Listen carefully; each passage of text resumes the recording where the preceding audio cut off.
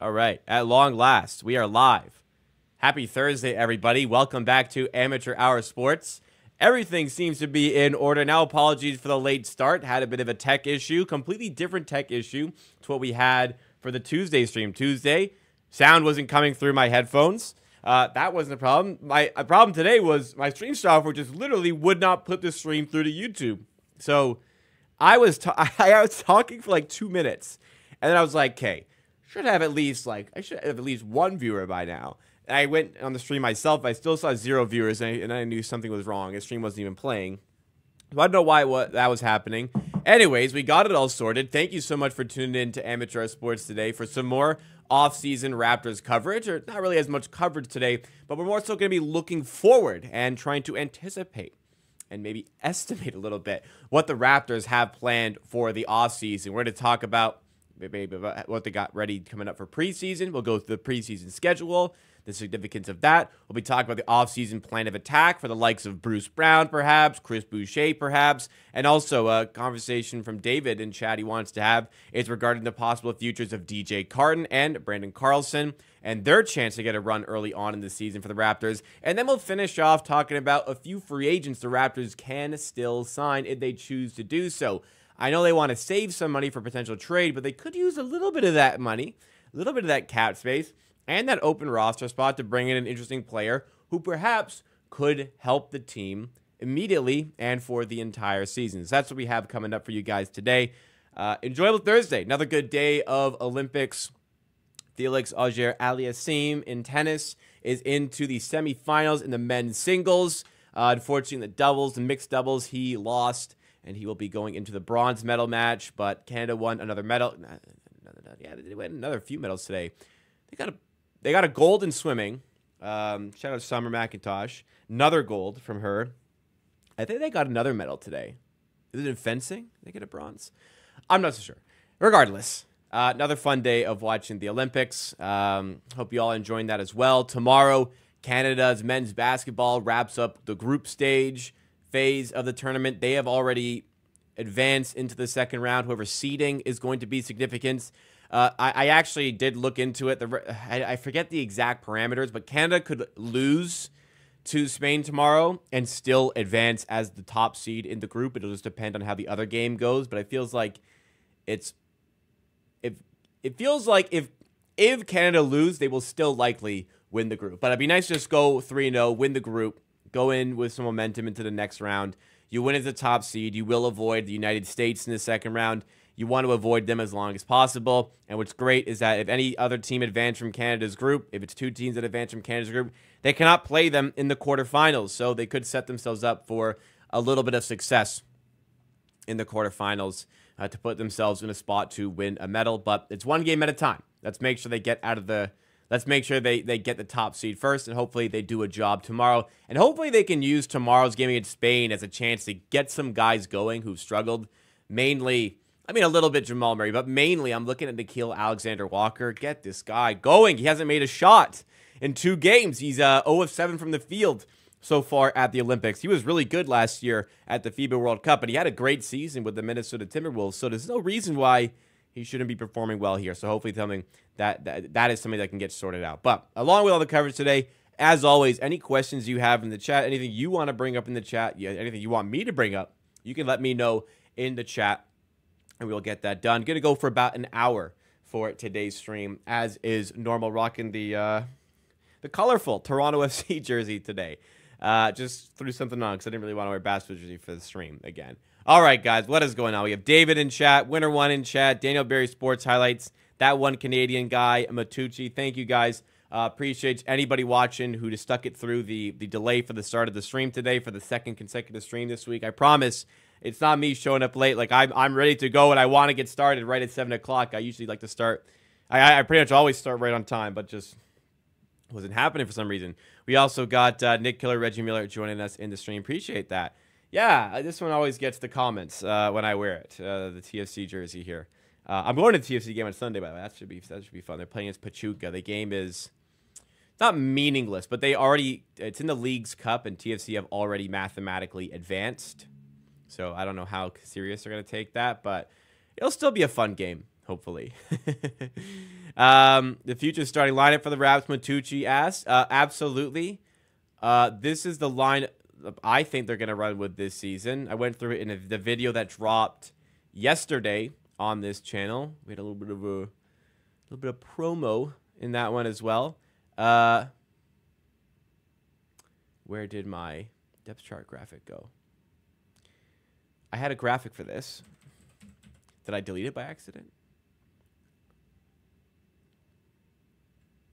I may have deleted it by accident. 1 second. Let me try to recover it from the recycle bin. Which is weird. I was literally editing a video right before I went live here, and I was using the graphic. So it should, in theory, be here. Here we go. Yes, for the upcoming season, I think this should be the starting five. I actually would be interested to see if anybody feels as though Grady Dick shouldn't start. And if Grady Dick doesn't start, it's because you're starting Bruce Brown. I could absolutely see, like, what are your thoughts in the chat on this one? I could absolutely see why Darko may go in that direction. However, I mean, like I said it in the video that I did, like, can we get our priorities straight on this one?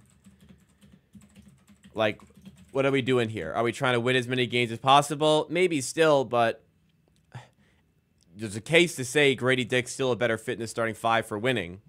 And if this is a rebuild season, like it's already been branded as by Darko Rajakovic, yeah, get your young player the game experience that, give him as much game experience, rather, as you can, and get him into the starting five out the gate. That's how I would handle it if I were the Raptors, but I am not in a position to make that decision. What do you guys think about that?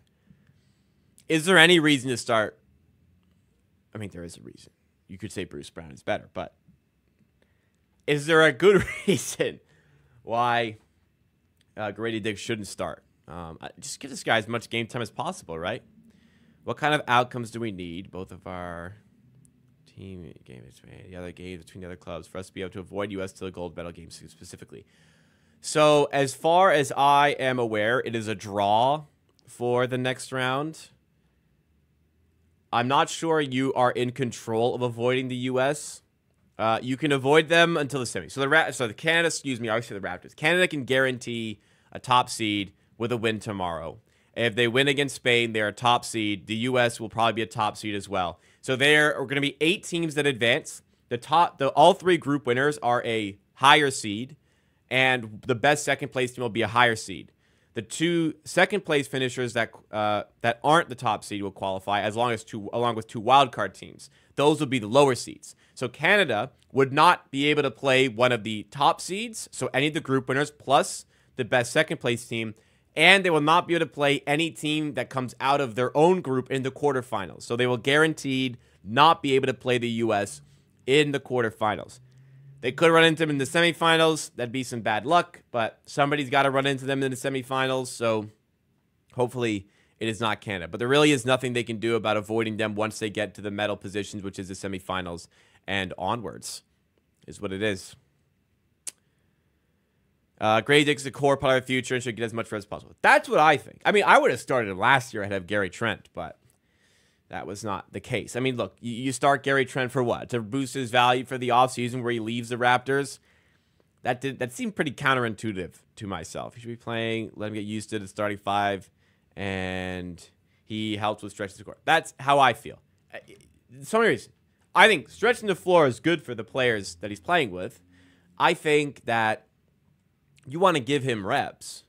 And you want him to get used to playing with these guys because, in theory, like, these 4 are your main guys for the future. Not as much Grady, but, like, these 3, RJ, Scotty, Quickly, are the core. Get him used to playing with these guys because they're going to be here, in theory, for quite a while. That's absolutely how I would approach things here. But it's never been as simple as the logical decision for Darko Rajakovic potentially, so we shall see. All right, next up, plans for the offseason. We're in this dry spell, guys. It's August 1st. Can you believe it, guys? It is August 1st. We are halfway through 2024. I know it's a cliche to say the year is flying by, but this year more than any other year. I didn't feel like this last year. This year more than any other year in my life is just flying by. It is just sprinting by. I don't know what it is. Maybe it's just because I'm so busy. I had to move. I moved into an apartment. Maybe it's that. Maybe I'm healthy again. I'm enjoying my life more. So it's just seems faster than it was last year when I was dealing with my ACL tear. I don't know what it is. This year, more than any other year, feels like it's absolutely flying by halfway through the year. But what that means is that we are in August, and we're pretty much in the dead zone, the absolute dog days of the offseason. Nothing is going down right now. Front offices are going to take their vacations. They're probably preparing to go into training camp with the understanding that this is what they got. The Raptors have cap space. Maybe they can do something, but we'll talk about that at the end. But we're probably in an area where it's just nothing is going to go down. Kind of a shame. This is where the Raptors are at. I feel they could have made a couple of other moves, but we are pretty much in a phase where we are going to start to prepare for preseason. Here is the preseason schedule for those Toronto Raptors, flexing that 30th anniversary logo, by the way. Pulling up. I really do like the 30th anniversary logo. I think they did a great job with it. I like it even more when it's the one that actually has the Raptor on it. Are we going to... How far are you going to make me friggin' scroll, guys? Did they delete it? Did they delete the logo? Oh, sorry. Right here. Yeah, here's the full logo. I like that. I hope this is like the purple, the red, the gold, all in a color scheme together for a jersey. Would make for a pretty sweet jersey, in my opinion. But what I wanted to look at was the preseason schedule. What I saw, I'll pull the tweet here, is that Media Day is September 30th for the Raptors. And training camp will start the day after that on how many days are in September? 30. So start October 1st will be the start of training. Yeah, it says that here. October 1st will be the start of training camp. Then they start preseason in Montreal, playing against the Washington Wizards. I think that'll be a lot of fun for the people in Montreal who very rarely get to see a Raptors game. The game is probably already sold out. The game is already probably egregiously priced on the resale market, as fans who very rarely get to see their team get to see this team in action.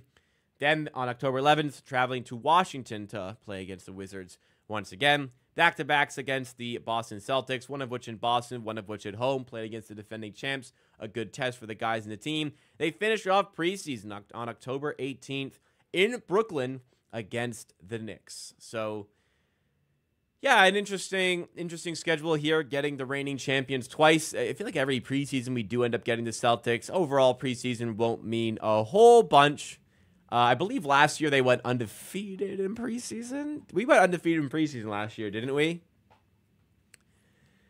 So what that tells you is that preseason doesn't really mean a whole lot. But it will give us, as always, a good look at the players in the team to see who will make the roster, who shouldn't make the roster, and so on and so forth. Jordan in the chat says, any concern Bruce Brown loses value as a trade asset similar to Gary Trent? I mean, certainly that's in the back of my mind, but I don't think Bruce Brown will be worse than what he was with the Raptors last year. I think he can only stand to get better. Whole offseason to prepare for the season with the Raptors, so he's not getting thrown into things. There's less, well, I guess because he was after trade deadline. He's more prepared to play with these guys. He said he was dealing with an injury at the end of last season, so no excuse there. He'll be healthy. That's obviously a possibility. I'm not overly concerned about that. I still feel like people recognize Bruce Brown's value, and I do have a strong belief he will perform better this season with the Raptors than he did in the second half of last season. Yeah, that jersey combo would be very nice. I mean, I think somebody posted some concept jerseys today that like really hit. I mean, it'd just be so easy. It's so easy to appeal to Raptors fans, man. Just give us a purple, white, red jersey combo. Like here it is, posted by Lance Heinzman. on Twitter. So you got the purple jersey here with the Vince Carter logo dino. Like, I really love this purple, red, and gold color combination here. This is a sick logo. Like, it'd be criminal not to use this on something. And it would be a good way to give us a twist on the throwback jersey, not just copying the throwback jersey outright. You get the Vince Carter Raptor version. That looks amazing down here with, it's the purple, and it's a purple color palette with a lot more red involved in the trim, which I think looks great. I like these quite a bit here. I'm not sure about the red outline on the text here, but I really like, again, you get the purple, gold, and red hits. And then you keep that same sort of design, but you get that Huskies throwback in there. You get the Huskies vibes in there on the bottom right. Like give us, like, these two at the bottom. God damn, those are amazing jerseys. These two I like. But these two I love down here. Man, I hope they do that.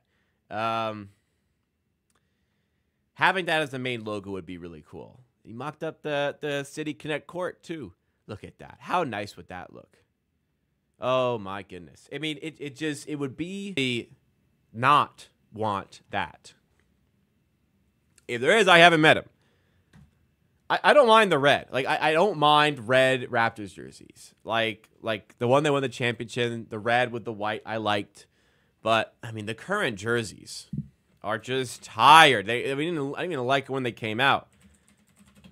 The chevron is so weird. It doesn't make sense. I will contest myself. I do like the black one. I actually have two of the black jerseys, one of which I bought myself because I liked it. It was Van Vliet. One of which was a gift that's on my wall here. It's a Grady Dick one. Yeah, they're fine. Like, they're not bad, but they're not particularly good either. And the chevron is just weird. Like why do we have it? We the chevron. So yeah, it says, look at this. We the chevrons. Why do we do that? I guess it's because, like, the OVO jersey one year was the white with, like, the gold. And then we had the red with the white chevron, which was the one they won the championship in that Game 6 against the Golden State Warriors. Yeah, only this one really came out, like, really good to me. Just that nice. And what makes it is this pinstripe, right? This, like, retro pinstripe vibe, which is present in those jerseys that I was just sharing you from that mock on social media, right? I think the Raptors are looking for a desperate team to make a playoff push to give a first-round pick plus for Bruce. I agree, Steve Stevens. That's the way I'm looking at it for them. The Raptors don't listen to fans when it comes to actually logo designs, jersey designs. Some teams may take fan consideration into account, but not this team. Yeah, I don't know. It hasn't seemed like they ever have taken it into consideration. I don't know what to believe. What happens? They rebrand to purple. What happens to this channel? This channel is red, right? And the second channel is purple. Well, actually, if they did rebrand purple, I'd rebrand the channel to purple too. Maybe I'd make the second channel red. Although that would just be confusing. What would I do? I mean, I already use purple in the background. The light here is purple. Although it is red branding already. I would love to switch it to purple. I think the purple color is much more appealing in these graphics compared to the red. But then the second channel, what do I do? Do I make the second channel red? Does that confuse people with the branding? Would they get used to it? I'm not sure. That'd be a lot of work for me if they rebrand to purple, I tell you what. Chevron does need to go. I agree.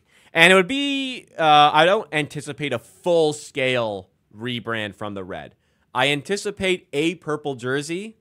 I do not anticipate ditching the red as the primary color for the team. That's my opinion. Kind of going into this potential for something's going to change. We know that. Something's going to change. I mean, I showed you that preseason graphic earlier. Even the preseason graphic, like every graphic they're putting out right now is a fade gradient from purple, mostly purple, fading into red a little bit. I mean, 30th anniversary logo is completely purple. But everything they've been putting out, look, purple with red. We go down to the preseason graphic. Look, purple fades into a little bit of red, right? Purple, a little bit of red. Purple and red. Half-half on this one. These ones are red. I feel like if they were going to rebrand from the red, they would have done it and not had the rookies doing a photo shoot in a jersey we're no longer going to wear. That would be strange. If they did the photo shoot for these guys in a jersey we're not going to wear anymore, that'd be dumb. So I'm not. Again, I don't anticipate a full-scale rebrand. Though, we all want it, don't we? We all want it. And the 30th anniversary would have been the perfect time to do that. Not needed. Yeah, I guess it's not needed to switch up colors, but I don't know. We'll see. I mean, if the Raps are purple, I want to be purple on this channel. Because I already use purple. The purple lighting looks nicer. I don't know. I never liked the way the red light looks. It just feels too harsh. Let me show you what I mean. So here's my blue. Yeah, no, it feels so harsh. I don't like it. The purple looks just, there's a purple. It's just way cleaner, way calmer, you know? Oh shit, that's green. How did I do? That was an accident. Oh shit, I lost the purple that I had up. That's good enough. We're good. We all want the purple. So if Raptors go purple, I'm going purple too. And then the second channel, everyone will get used to it. Who knows? I don't know. Maybe people get mad. Well, I was very close to changing the name of the channel probably 2 years ago now. I was literally about to change the name of the channel and change the logo to reflect that. Because when I launched the channel, the name was launched to reflect a podcast that talks about all sports. And then the channel eventually evolved into basketball and eventually just Raptors specific. And here we are today. I wanted to make it a Raptors specific channel name as well. And I was probably like a day away from doing it. And I had people like you guys in the community and friends reaching out to me saying, no, do not do it. Don't change it. This is the brand. This is the brand now. Like, this is the brand recognition you've built. Don't change it. So I'm like, well, this is it for life, right? So I'll always wonder what maybe would have happened. Probably nothing different, but amateur sports is here to stay. And hopefully, this is the month. I gotta get my ass working on some merch. Get some fucking merch out for the upcoming season. Now that the move, I'm all settled into my new apartment, I can focus on doing that. So keep a lookout for merch coming. Hopefully, end of October when the NBA season begins. But no promises. I think if this is a new era, it needs a new era of jersey. That's how I feel as well, you know? When the We the North era started, they got new jerseys, right? Switch it up. Future starts now. Yeah, let's do it. Future starts now. Let's go to the purple that everyone wants, you know? I have a Scotty Barnes jersey and a 2012-2013 DeMar DeRozan jersey. That's a nice little collection. I've got the white. This is like a white and gold Vince Carter one, not the white and purple. White and gold. This is the purple T-Mac. We've got the Casey Bannerman, Scotty Barnes All-Star. The Casey Bannerman, Shea Gilgeous-Alexander, Canada. Which one's this? Oh, the black and gold City Connect, Scotty Barnes. The black Grady Dick jersey. I have a black Van Vliet jersey. I have a Fred Van Vliet All-Star jersey. I have a Lowry Huskies jersey. Geez, I have a lot. Lowry Huskies jersey. I have an OG Anunoby practice jersey, like the black OVO reversible one. I have a Red Siakam jersey. I have a OVO Corey Joe jersey from like 2016, which doesn't fit. Do I have any others? I think that's it. That's a lot. Damn, I have more than I thought. A lot of them are smaller though, from when I was like 16 years old and I worked at Adidas, and Adidas had NBA jerseys at the time, so I got a bunch for like $30. Should have got even more, to be honest. I don't have enough.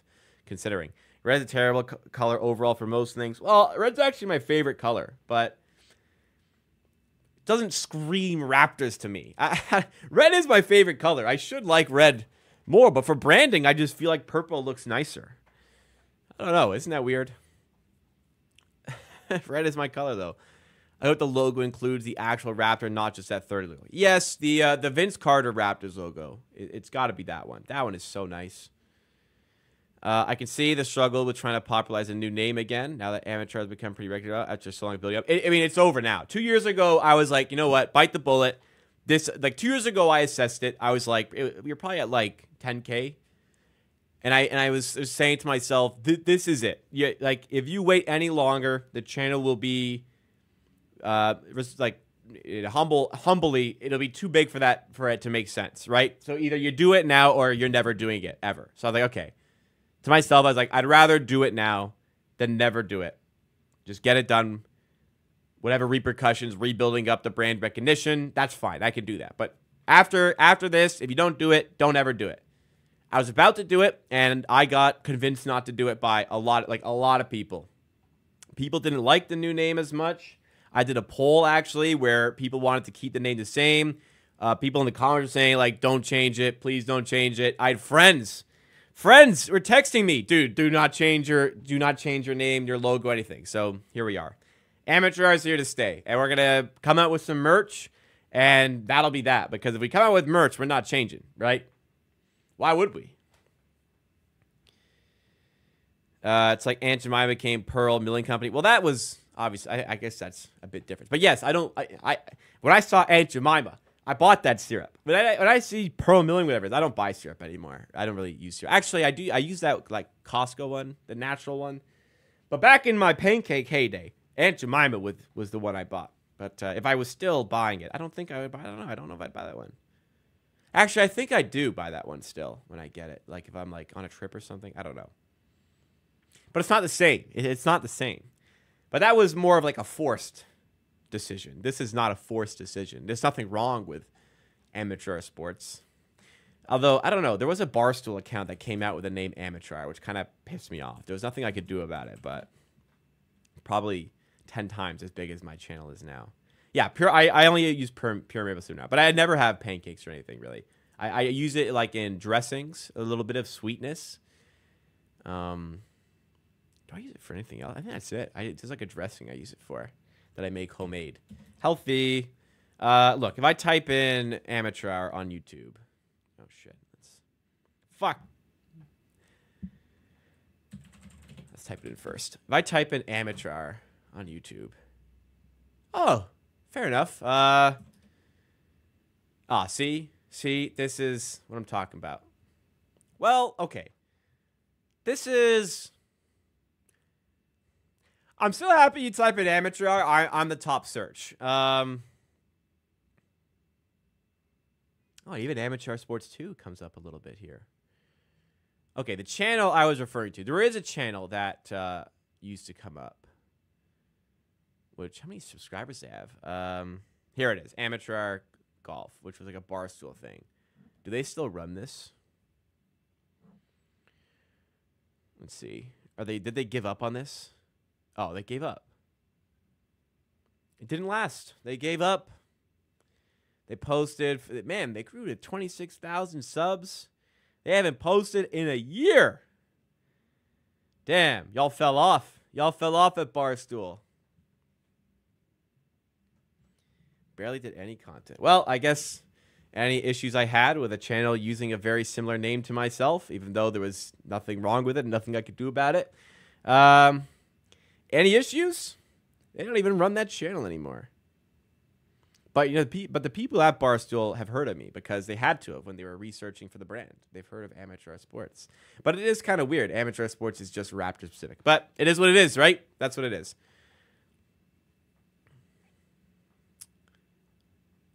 Scott's first Raptor he used to wear. Who?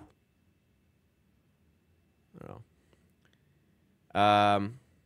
It takes commitment to keep the brand going. It does. It's not easy. I tell you guys. It's you gotta really enjoy it. You gotta really, really enjoy it. I'm at a good level where the videos I produce, definitely like production-wise, could be better. You know, I could do more graphics. I could do more like motion effects for videos. but I'm at a really good level right now where I feel like the quality of the product is good and it's not overbearing on myself. Because if we did, I feel like, honestly, some of that stuff wouldn't make much of a difference. In the end of the day, people watch your content for you and not for your edits. It makes it better, but that's not what keeps people sticking around. What's my point here? Yeah, I'm at a level where I do enough where I'm happy with the product and proud of the product, but I'm not doing too much that it overstresses me and it makes me not enjoy it. I was for a while, and I stopped enjoying it, but now I do it. How long has Amateur Hour been going? We started in, it's going to be 5 years in September. It's going to be 5 years. We started like September 20-something. In a month and a half, it'll be 5 years of Amateur Hour. It took 8 months to turn it into a Raptors channel. Actually, it took almost a year to turn it into a Raptors channel, but Amateur Hour Sports was created just about 5 years ago. Damn, it feels like longer. It does feel like longer. 5 years is a long time, ladies and gentlemen. You've seen me grown up. You've seen me grow up here. I was in third year of university when I started. I don't know, 5th anniversary stream. What should we do? You know what? 5th anniversary. Maybe that's the right time for merch to drop. I guess we'll just use the Raptors new season. We'll do 30th anniversary of the Raptors plus 5 years of Amateur Hour. That'll be a good time to release some merch. But like a 5th anniversary stream, I don't know what we'd do. Maybe I gotta get maybe I gotta get black streamers. No. I don't know. Any ideas? What should we do for the 5-year anniversary of Amateur Hour? I mean, I could do like some sort of cooking stream. Maybe I cook a cake or something.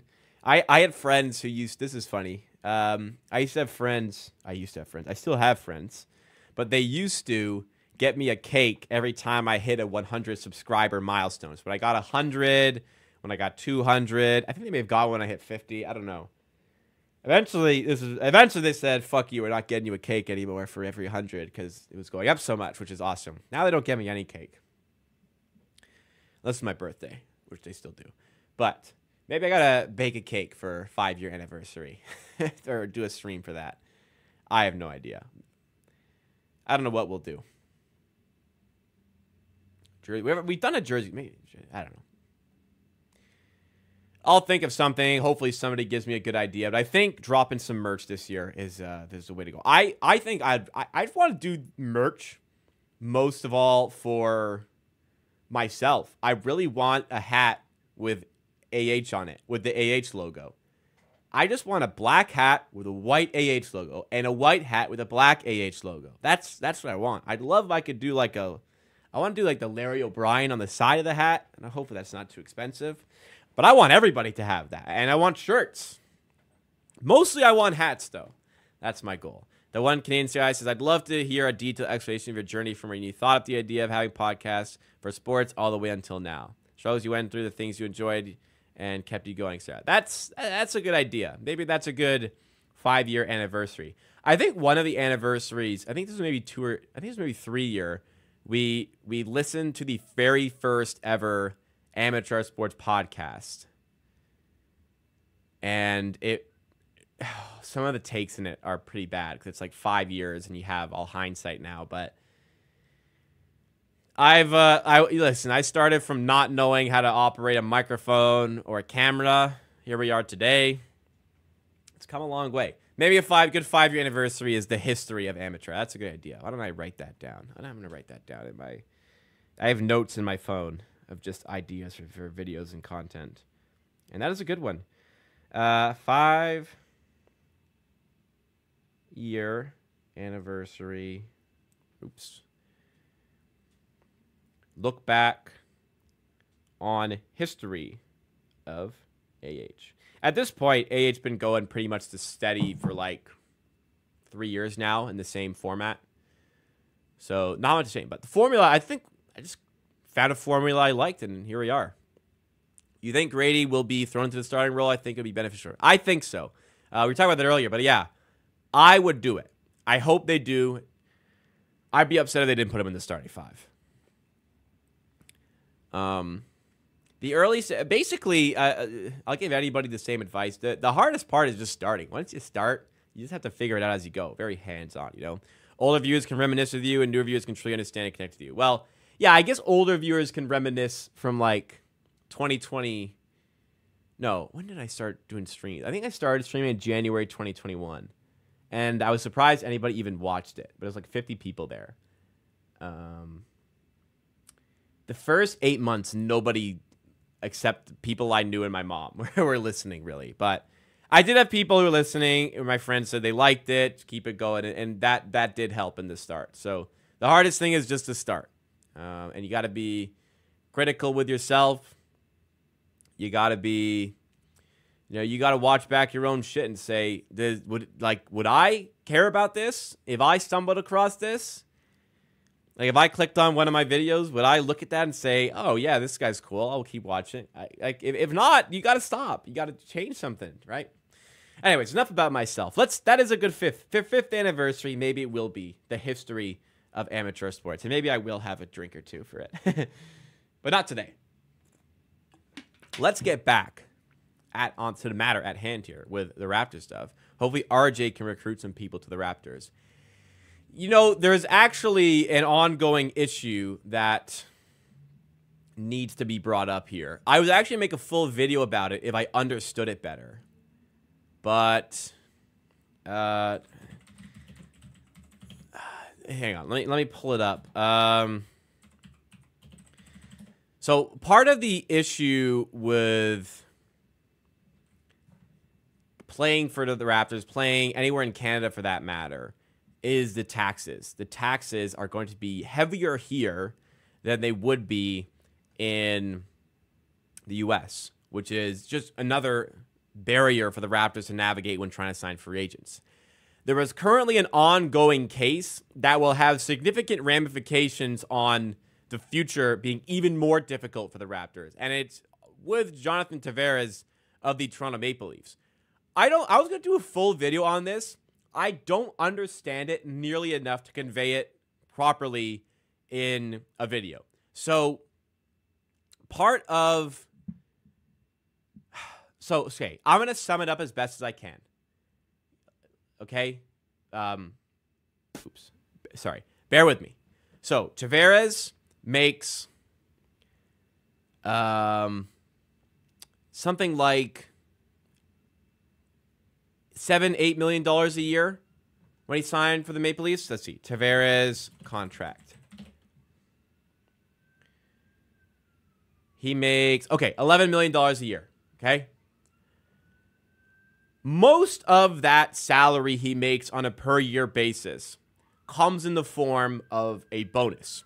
So immediately when you sign for a Canadian team, you're likely paying more taxes than you would in whatever state you were in. And he is technically a U.S. resident, having lived in the U.S. for long enough, even though he's a Mississauga native.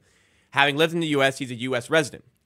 So he can still be a U.S. tax resident, even though he is living and playing for the Maple Leafs. There are some certain little ways around paying the full tax in Ontario compared to paying it for somewhere else in the U.S. I think the percentage is like you pay like 53% in Ontario, 37% where he was in the U.S. Anyways, that's a huge difference when you're making millions of dollars. Anyways, part of the way to navigate around that 53% is for most of your contract to be paid in bonuses. And there is something weird about the payment in bonuses where you're taxed at a much lower percentage than that full 53%. And apparently Tavares, one of the main reasons he decided to sign for the Leafs was because of this signing bonus stipulation towards federal taxes in Canada.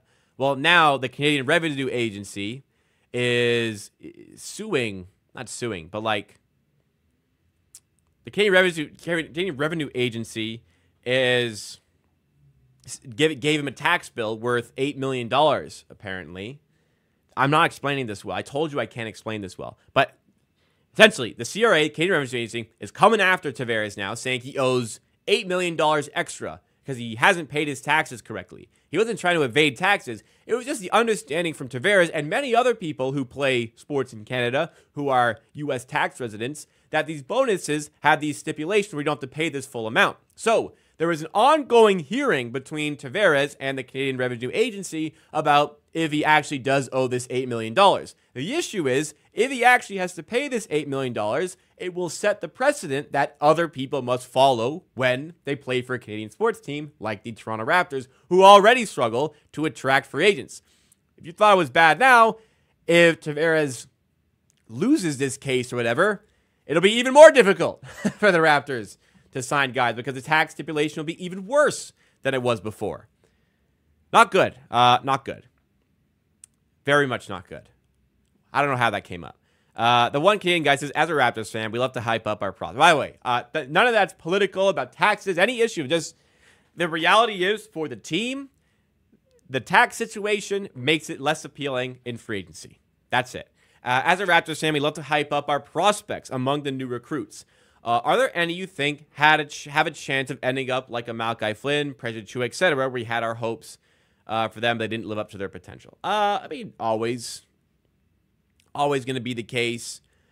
Achiuwa's a little bit different because Achiuwa was actually like really good in the second half of his first season with the Raptors. Like, I remember the playoff series against the Sixers. I don't know if you guys remember. Achiuwa was like sensational against the Sixers, and he played so well against Joel Embiid. I have no idea how it all fell off the rails. Like he shot, like, was it 38% from three that season?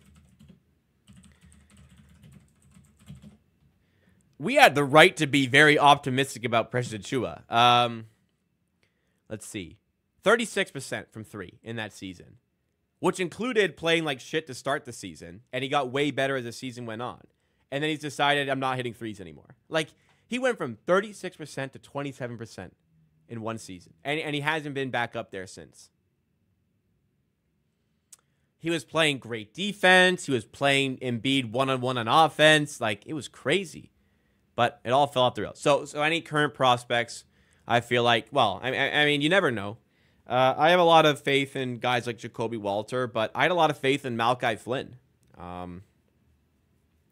It's a risk for everybody, but I don't feel like any of our prospects are currently being overrated. Like, people recognize Jacoby Walter still has some hurdles to leap to get to a consistent, NBA level, but we believe he'll get there. Jamal Shed is fighting an uphill battle to be a regular NBA player. I think that's recognized. There isn't a lot of confidence in Mobo amongst the consensus. I feel like he's got a shot, but I don't think any of our players are overly hyped at the moment. I think other years, I think you have a case, but I don't look at any of the guys right now pessimistically. We should be cautiously optimistic always with players. It's very hard to succeed in the NBA. So I think cautious optimism should be the way you look at a guy like Jacoby Walter right now. Get your wallets, get ready. Plus your wallet gets destroyed. The Canada to U.S. conversion. I don't care how much money you got. Yeah, I mean, I guess that's always going to be the case. But contracts are given out in American, if I'm not mistaken, because it would be, if not, they'd get way more Canadian money.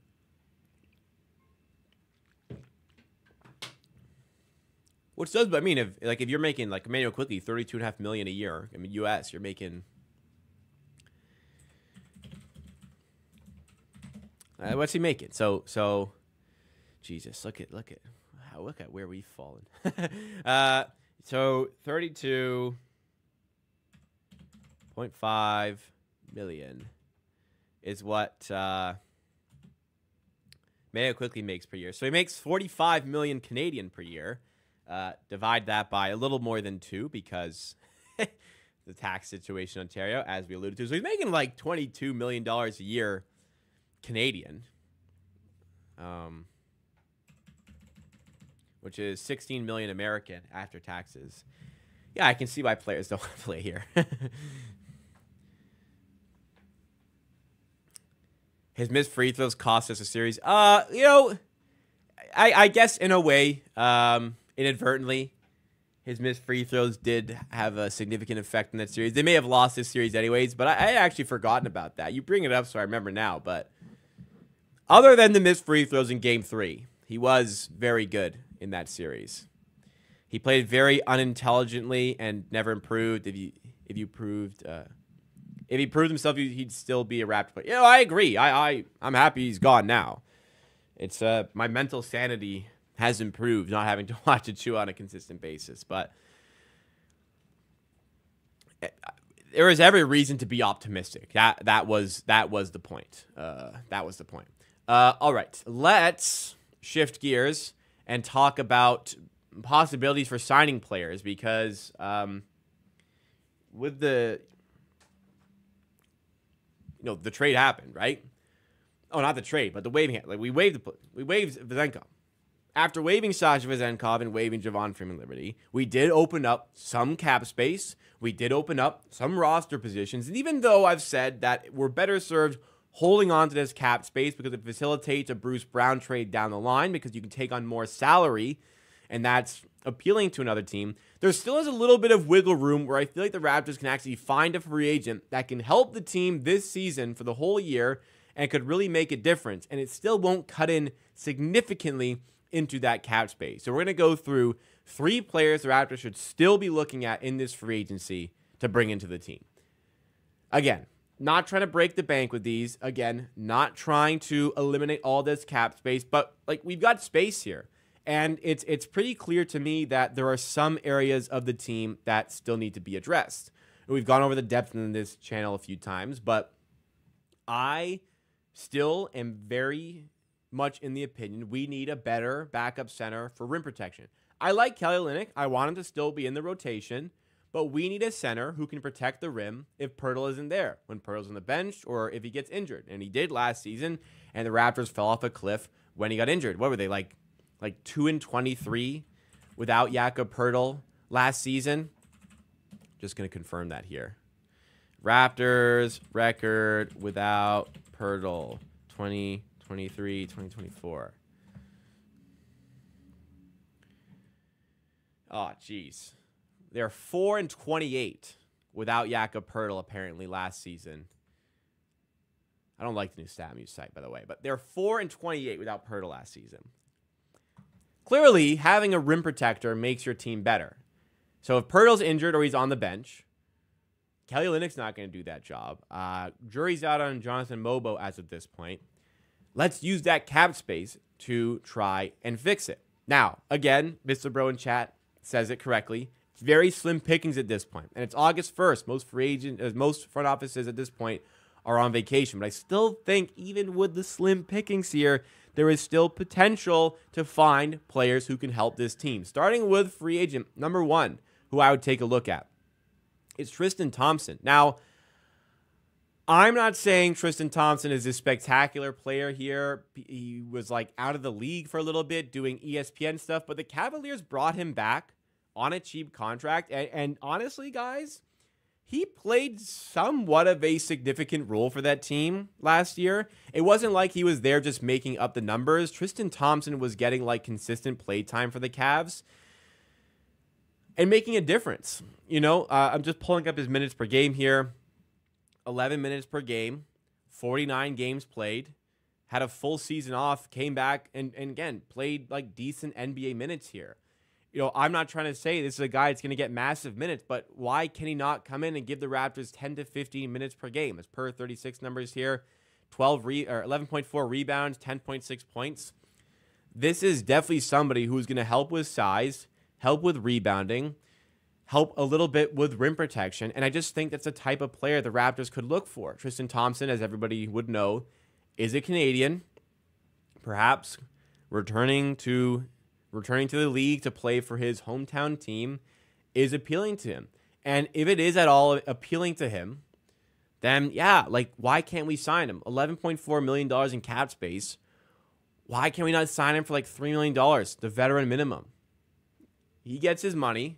The Raptors get a player who can help them this season. This isn't somebody that's going to help them for the future. This isn't a rebuilding sort of move, but it kind of is. Because you have to think about when the bench units are in, and specifically with like bench units in, guys like Jacoby Walter is a guy I want to fixate on, and I have fixated on. With guys like Jacoby Walter, you want to work on his defense. And for a lot of guys competing for minutes and wanting to improve off the bench, like Baji, you want to see him improve. David Mitchell, you want to see him improve. It's easier for these guys to play defense having that protection at the rim. It'd be easier with a guy like Jakob Poeltl, as we saw with the record. It just makes their job and development so much more simple defensively to have a proper rim protector there, rather than having to do extra work to cover the lack of rim protection, which is currently the case with the team. And again, you don't have to break the bank to do it. Tristan Thompson's 33. He's not a guy for the future, but he helps the current guys who are a part of the future get closer to realizing their aspirations as an NBA regular down the line, and potentially NBA regulars for the Raptors down the line. Like, I think that this is a position that needs to be addressed. If it's not Tristan Thompson, another player you could look at, why not have a look at Bismack Biyombo? Bring him back to the team. He's not super old by any means. He's about to turn 32 years old.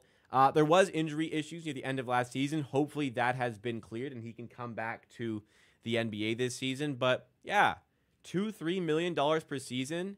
He's 6'8", but yeah, we know he doesn't provide a ton to NBA teams, Bismack Biyombo. If he does, but he does provide rim protection. And once again, that is just an absolute need for this current Toronto Raptors team that is going to help out the guys that are on the organization get better. So for Bismack, he had a great stint here. He became a little bit of a fan favorite with his play in the playoffs in 2016. The Raptors, inadvertently got him mega paid by the Orlando Magic. Look at this shit. The Orlando Magic gave him, an absolutely egregious contract. Think about it. 2016. This isn't 2024 NBA salaries. This is him in 2016 signing a $17 million per year contract, essentially, for 4 years with the Orlando Magic. Just ridiculous. And it was all because of his amazing season at the time with the Raptors. He's not the player he used to be, but he still is a player who can protect the rim and still is a player I believe can help out the team if he does sign as a backup center. I'm not asking for the world here. I'm asking for 10, 12, 13 solid minutes per game where you can really have a presence on defense that makes the job of everybody else easier, as I said. But if the Raptors want to use the cap space and they don't want to go for a big, maybe somebody that can still help the team and maybe has a little bit of untapped potential still, maybe the Raptors can go back to the well on Jordan Nwora. He had his moments. He showcased, when he was drafted second round by the Bucks, he did showcase some talent. The Bucks decided to part ways with him. The Pacers decided to part ways with him, but he did have his moments last season with the Raptors. I think what I like most about Jordan Nwora is that he still has a bit of an ability to create some of his own offense, which perhaps is lacking a little bit on the Raptors. He can space the floor. He works hard. He can play a number of positions on offense. He could play as a 2, as a 3, as a 4, and he won't be expensive. You could probably sign him to a minimum contract, somebody to help get you over the line for the year, and maybe see if there's any sort of potential in there for the player. The worry would be Jordan Nwora is just not a good defender. Flat out, he's just not a good defender on a team that is already very much lacking in defense. But for 1 year, here's a player who I believe is going to help you out for that season. He's going to provide you some offense. He's going to provide you some floor spacing, and that's something that the Raptors could use. And it doesn't hurt that he's already been intertwined, if you will, within Darko Rajakovic's system of offense. There were some good moments. There were some bad moments. But maybe it's worth giving another shot, another crack at things with Jordan Nwora, because you do have the cap space to afford somebody else, add to the depth of the team. I think a lot of teams could use a player like this in the 12 to 15 part of your rotation. Add in some depth for when injuries inevitably happen for this team. Add in some of that cover, as I said, and just see what you got, because the cap space is there, the roster spot is there. I think it's a decent player to give an opportunity at for somebody who's going to turn 26 in about a month's time. But mainly for me, the main issue to address is the backup center and the rim protector. Biyombo and Thompson, I think, fit that void, particularly Biyombo. if he's out there looking for a contract, the Raptors should absolutely be the team at trying to do it. Not asking for the world here. Look, I know it's slim pickings. I know we want to save the money, but I think that if you want to get the most out of the development of some of the players within this organization, a center is going to help you realize those goals of development. For sure. Should we target a center to grow the rest of the team to get better peak same time? That's not really out there, and nor is it out there in the budget. That's my concern with that. Like I said, I think you put that in. Yeah, you put that in 5 minutes ago. So hopefully I've made it clear. It's like I think this will help the guys get better, right? If we get Paul Reed and Jeff Dowden trade from the Sixers with a Koloko return, to be over the moon. And a player like Koloko, I actually am in the process of editing a video, which will come out tomorrow, talking about Koloko. Koloko is the perfect player for this role I'm describing because he is that rim protector, but he's also a young player who can grow with the team if he does come back to the NBA and if he chooses to sign with the Raptors, even when he does come back to the NBA. Koloko would be awesome. Jeff Dowden, not as concerned about anymore because the Raptors have 3 point guards. They have Shed, they have Mitchell, they have Quickly now. Not as big of a deal there. But Paul Reed would be awesome. Paul Reed signed somewhere, didn't he? He signed for the Pistons. Christ. I like Paul Reed. I think Paul Reed have also been a good one. But he signed on a contract. The Raptors, I guess, could have afforded it, but they would rather save the cap space. That's a solid contract for Paul Reed. Didn't they claim him off waivers? They waive him, and then the Pistons claimed him. It was something like that. He's a good player. I like Paul Reed. Look in the free agent pool. It's a puddle right now. That's a good way to describe it. Indeed, it is. Do I think we could eventually target a guy like Evan Mobley in the future? He's on record saying he would have liked to play for the Raptors and was expected to be drafted by them too. He's gonna sign. He already did sign a Supermax, didn't he? Not Supermax. I think Cavs should have waited. He did get his rookie max extension. It'd be really hard to afford that. I also don't think he'll be at a point where he's a max player down the line. I would see it as unlikely for the Raptors to end up with Evan Mobley one day, but he would be a nice fit, I think. I think the Nets value Daron Sharp at all. I don't know. I feel like no. But they're also tanking and could just, why not give him a season type thing, right? They're going to be like the worst team in the league this season.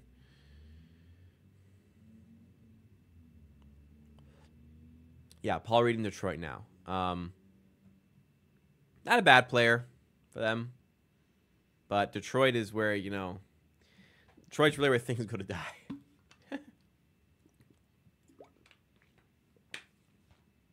They just paid Tobias Harris for the sake of it this summer, which was weird, but it does suck being a Pistons fan. I can't imagine the pain right now. I really don't understand why the Cavs don't trade Jared Allen. Yeah.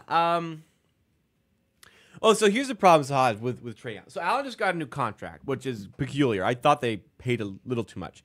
Jared Allen was fantastic last year. He's very good. The issue is he's very good, but there's not really a market out there to trade him.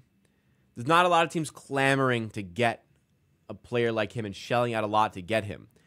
So if they did trade him, which I think they should trade one of Mobley or him, so you should trade Jared Allen and reconstruct, you're likely worse off with the trade that you make because there just isn't a lot you could get for him.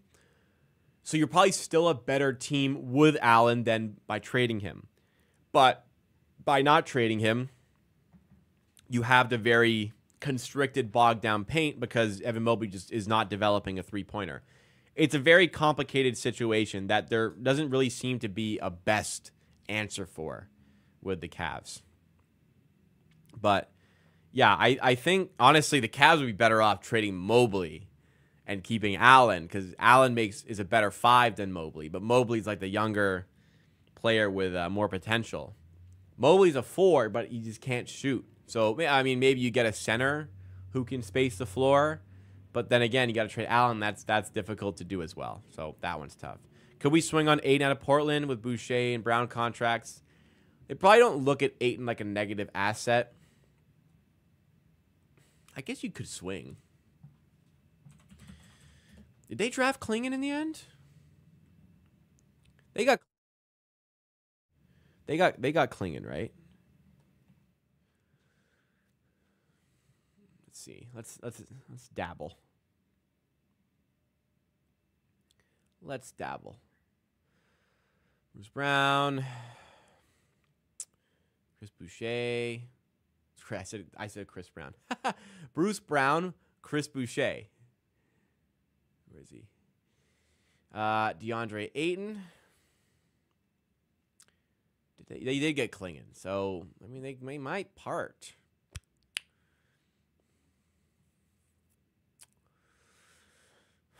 This wouldn't do it, by the way. DA's on 2 more years. Have to be a first. It'd have to be a first. I wouldn't want to trade a first. You could do it. I think you could do it. This would probably do it. They can have their pick back. I wouldn't do this, though. I'd rather have that first-round pick. It'd be an interesting one, though. I think my qualms with DeAndre Ayton will always be he's not a good rim protector, and your center just flat out needs to be able to protect the rim if you want to be a really good team. You know what I mean?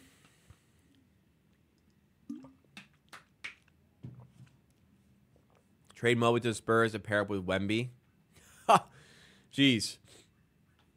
That'd actually be good. Nobody would ever score on that team. All right. Jalen Duren type would be interesting. But Jakob Poeltl protects the rim really well. And I'm happy he's still a Raptor. And he's not even old. Is he even 30 yet? Jakob Poeltl is not even 29 yet. So it's not like he's old. Oh, cool. Look at that. You know, he's having Jakob Poeltl incorrectly. Oh, but still, Jakob Poeltl. Yeah, my video pops up. How about that? We're ranking for Jakob Poeltl in search. That's pretty good. All right. A little confidence boost. Our rank is the top. Anyways, guys, we've gone for about an hour here. I've covered everything I wanted to cover for today's stream. If you did enjoy, please make sure you've hit that like button. If you want to see more Raptors content, make sure you're subscribed to the channel. I have a video coming out tomorrow about Christian Coloco. I think it's really good, and you guys should check it out at 1:30 p.m. Eastern time tomorrow. Tomorrow, Canada's Olympic bid continues in men's basketball.